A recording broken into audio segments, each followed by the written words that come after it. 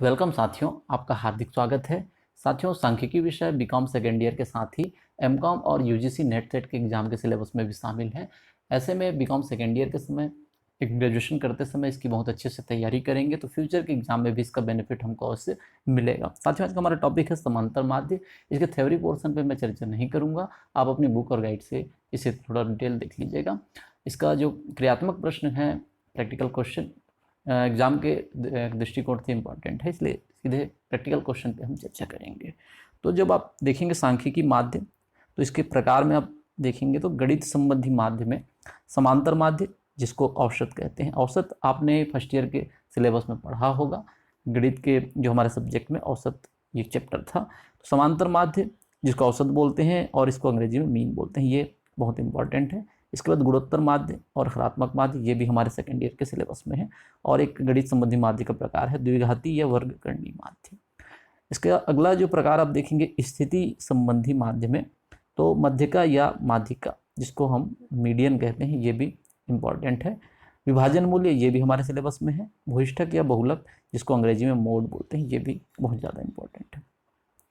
इसके बाद अगला जो है व्यापारिक माध्य, चल माध्य, प्रगामी माध्य, संग्रथित माध्य। बीकॉम सेकेंड ईयर के सिलेबस उसके एग्जाम के दृष्टिकोण से उतना इम्पोर्टेंट नहीं है, लेकिन आपकी जानकारी में ये होना चाहिए। पहला जो हमने देखा समांतर माध्य, जिसको हम औसत या इसको एवरेज बोलते हैं। तो समांतर माध्य गणित माध्य में सबसे उत्तम माना जाता है, अत्यंत लोकप्रिय माध्य है। सामान्यतः जो औसत बोलते हैं या माध्य बोलते हैं, इसी माध्य के लिए इसका प्रयोग करते हैं। परिभाषा आप देख सकते हैं, समांतर माध्य वह मूल्य है जो किसी श्रेणी के समस्त पदों के मूल्य के योग में उनकी संख्या, श्रेणी की जो संख्या रहेगी उसका भाग देने से प्राप्त होता है।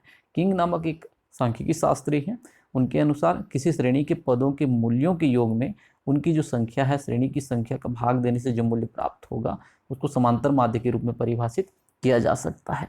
इसमें जब हम श्रेणी पढ़ेंगे तो तीन प्रकार की श्रेणी पढ़ेंगे। पहला व्यक्तिगत श्रेणी, दूसरा खंडित श्रेणी और वर्गीकृत श्रेणी। इस वीडियो में हम वर्गीकृत श्रेणी और जो खंडित श्रेणी है वो नहीं पढ़ेंगे, व्यक्तिगत श्रेणी के बारे में देख लेते हैं।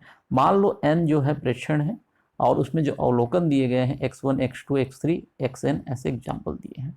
तब जो समांतर माध्य का जो प्रतीक चिन्ह है औसत के लिए x बार यूज करते हैं। तो जो सभी अवलोकन रहेंगे उसका योग और बटे में n जो प्रेक्षण है अवलोकनों की संख्या जिसको बोल सकते हैं। तो x1, x2, x3 जितने भी रहेंगे xn तक, और जो उसके पदों की संख्या है 5, 10, 15, 20 जितने भी रहेंगे उसके, तो इसको सिग्मा x बोल सकते हैं और इसको n से निरूपित करते हैं।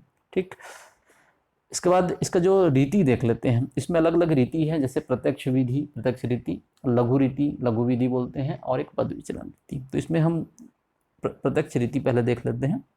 व्यक्तिगत श्रेणी में जहाँ आवृत्ति नहीं दी है, आवृत्ति दी होगी तो वो खंडित श्रेणी में उसको बोलेंगे। माध्य की गणना विधि क्या है, काफ़ी सरल है, चाहे पदों की संख्या, व्यक्तिगत पदों के मूल्य का आकार कितना भी क्यों ना हो। इसके लिए कौन सी प्रक्रिया अपनानी पड़ती है देख लेते हैं। पद मूल्यों का जो योग है वो ज्ञात करेंगे, जिसको हम सिग्मा x बोल सकते हैं। ठीक है, उसके बाद पद संख्या जो n बोलते हैं, जो उसकी टोटल जो संख्या रहेगी उसको हम n से निरूपित करेंगे, और पद मूल्य के जो योग हैं उसको सिग्मा x और n है उससे भाग दे देंगे। तो परिणाम जो आएगा, जो उत्तर होगा वो समांतर माध्य। सूत्र देख लीजिए, x बार औसत के लिए x बार से इसको प्रतीक चिन्ह से निरूपित करते हैं। x1, x2, x3 या जितने भी दिए होंगे xn तक मान लीजिए, उसको आपस में जोड़ देंगे तो सिग्मा x पद मूल्यों का योग हो जाएगा। और मान लीजिए कि 12 महीने की जो है मासिक आय दी हुई है और उसका एवरेज निकालना है, औसत निकालना है, तो यहाँ बटे 12 हो जाएगा। या 10 छात्रों की जो है औसत लंबाई, औसत ऊंचाई या फिर औसत वजन बोलेगा, तो उसके लिए 10 यहाँ पे जो n बराबर होगा पद मूल्यों की संख्या, ये हम समझ सकते हैं। इसके संबंध में एक छोटा सा प्रश्न है आपकी समझ के लिए। तो यहाँ देख सकते हैं मासिक व्यय जो है रुपए में का समांतर माध्य ज्ञात करना है। 5 महीने की जो मासिक व्यय है, खर्च है, वो दिया है 1132, 1140, 1144, 1136 और 1148। इसका जो है हमको एवरेज या समांतर माध्य औसत निकालना है। 1, 2, 3, 4, 5, ये 5 महीना है, तो n बराबर कितने होंगे, 5 होंगे, है ना। 5 महीने का दिया है तो n जो होगा क्या होगा, 5 होगा। अब जो ये अमाउंट दिया है, राशि है जो व्यय के रूप में है ना, तो ये 5 महीने का इसको आपस में जोड़ लेंगे। 1132, 1140, 1144, 1136 और 1148, ये जितने व्यय की राशि है इसको आपस में जोड़ लिए 5700। ठीक, यहाँ पर आपको समझ में आ गया होगा, आपस में जोड़ेंगे तो कितना 5700। इसको हम x के रूप में लिखेंगे और इसका जो टोटल है उसको सिग्मा x कहेंगे। ठीक है, अब सूत्र जो है x बार समांतर माध्य औसत के लिए x बार बराबर क्या, सिग्मा x, है ना, ये जो टोटल हमने निकाला है। ठीक है, सिग्मा x और बट्टे n, मान रख लीजिए 5700 बट्टे 5, 1140 रुपये, ये हमारा समांतर माध्य आएगा या औसत आएगा। अब दूसरा देखते हैं लघु रीति, है ना, व्यक्तिगत श्रेणी में ही लघु रीति का सवाल देख लेते हैं। गणना विधि, किसी संख्या को हम क्या कर लेंगे, कल्पित माध्य, कोई भी एक जो बीच का जो मान है उसको हम कल्पित माध्य मान लेंगे और उसको एक, है ना, कल्पित माध्य को a से हम निरूपित करते हैं। इसके लिए मध्य संख्या कोई सा भी उपयुक्त होता है। कल्पित माध्य जो a माने हैं उससे हम पद मूल्य जो रहेंगे x रहेगा, उसकी तुलना करके क्या है, विचलन निकालेंगे और विचलन जो निकलेगा उसको हम dx नाम देंगे। ठीक है, dx बराबर क्या होगा, जो x में से कल्पित माध्य a है उसको घटा दे जाएंगे। प्रश्न में देखेंगे तो और क्लियर हो जाएगा। तीसरा जो क्या करेंगे स्टेप, dx जो हम निकाले हैं, पद विचलन जो निकाले हैं उसका योग कर लेंगे और उसको हम सिग्मा dx बोलेंगे। पहले जो x से निकालते थे टोटल उसको सिग्मा x बोलते थे और ये dx जो निकालेंगे उसको सिग्मा dx बोलेंगे। ठीक, पदों की संख्या जो n है वो क्लियर, पिछले जैसे प्रश्न में 5 जो महीने दिए थे 5 था, वैसे ही पदों की संख्या n होगी। सूत्र का प्रयोग करेंगे, x बार बराबर a क्या चीज है, कल्पित माध्य, धन सिग्मा dx, जो पद विचलन dx निकाले हैं उसका, है ना, योग जो रहेगा सिग्मा dx बटे n। ठीक, तो एक छोटा सा प्रश्न इसके संबंध में देख लेते हैं।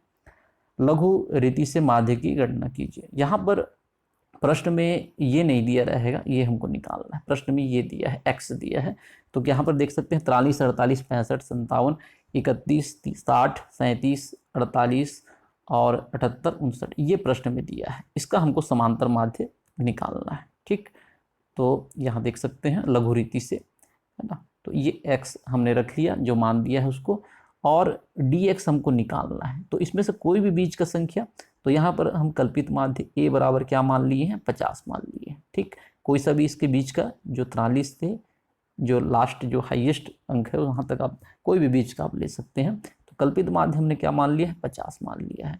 अब जो 50 है a, इससे x ऋण a, है ना, x ऋण 50। ठीक, a हमने 50 माना है, तो हर संख्या में 50 को घटाते जाएंगे, तो जो मान आएगा वो हमारा क्या होगा, dx होगा, जिसको हम विचलन बोल रहे हैं। ठीक है, तो फिर से देख लो, dx बराबर क्या होगा, x जो है प्रश्न में दिया है उसमें से हम a को घटाएंगे और a हमने क्या माना है, जिसको कल्पित माध्य बोल रहे हैं, वो 50 मानेंगे। तो यहाँ देख लीजिए 43 में से 50 घटाएंगे तो क्या होगा, 50 बड़ा है तो ऋण 7, 48 में से 50 घटाएंगे तो ऋण 2, 65 में 50 घटाएंगे तो 15 आएगा और ऋणात्मक नहीं रहेगा, 65 बड़ा है तो घट जाएगा। 57 में से घटाएंगे तो 7, 31 में घटाएंगे तो 50 बड़ा है तो ऋणात्मक आ जाएगा। 60 में से घटाएंगे 50 को तो 10, 37 में इसी प्रकार से 13, 48 में घटाएंगे तो ऋण 2, 78 में घटाएंगे तो 28, 59 में घटाएंगे तो 9। ठीक, यहाँ तक आपके समझ में आ चुका होगा। धन और ऋण जो चिन्ह है उसको हमको ध्यान में रखना है। ठीक है, और आपस में अब योग करेंगे तो धनात्मक संख्या को आप जोड़ लीजिए जो धन में है और ऋणात्मक संख्याओं को।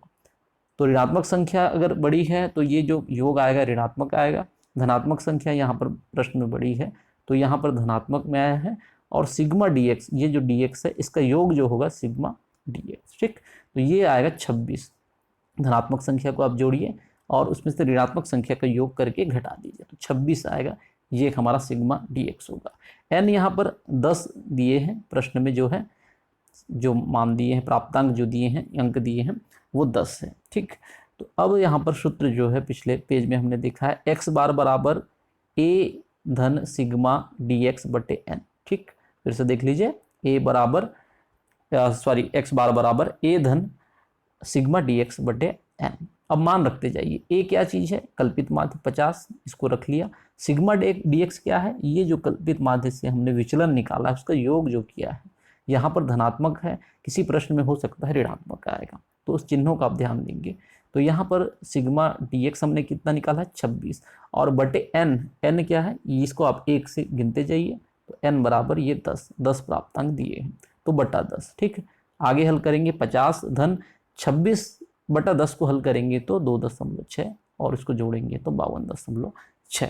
तो इस तरीके से ये दो छोटे छोटे प्रश्न आपकी समझ विकसित करने के लिए। अगले वीडियो में हम खंडित श्रेणी के कुछ प्रश्न देखेंगे, और कोशिश कीजिए कि इससे मिलते जुलते जो आपकी पुस्तक में या गाइड में प्रश्न होंगे उसे आप देखकर और बिना देखे 1-2 बार आप प्रैक्टिस कीजिए, तो बहुत अच्छे से आपकी तैयारी हो जाएगी।